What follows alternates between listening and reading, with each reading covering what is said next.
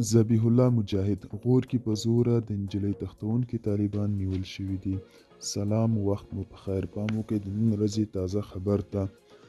د طالبانو ویاند ذبیح الله مجاهد په غور کې هغه ویډیو ته په غبرګون کې چې ښیي یوه ډله طالب وسلوال په زور د خپل پلار له کور څخه یوه نجلۍ بوځي او ادعا کیږي چې خپل یو جنګیالي ته یې په نکاح کوي. ویلي د دغې سیمه ییزې ډلې مسؤلین چې په دې قضیه کې دخیل وو نیول شوي دي. په ورته مهال ښاغلي مجاهد وایي دا قضیه د مهر په سر د هلک او نجلۍ د کورنیو ترمنځ رامنځته شوې ده. یو ویډیو چې له څو ورځو راهیسې په ټولنیزو شبکو کې خپریږي ښیي یوه ډله وسلوال طالبان په غور کې یوه نجلۍ د ټوپک په زور له کوره باسي او په مقاومت سربیره هغه له ځان سره بوځي او خپل یو جنګیالي ته په نکاح کوي. دوستانو دا و د نن ورځې چمتو کړې ویډیو. تر بیا هم په الله سپارم. ښې چارې، ښه وخت.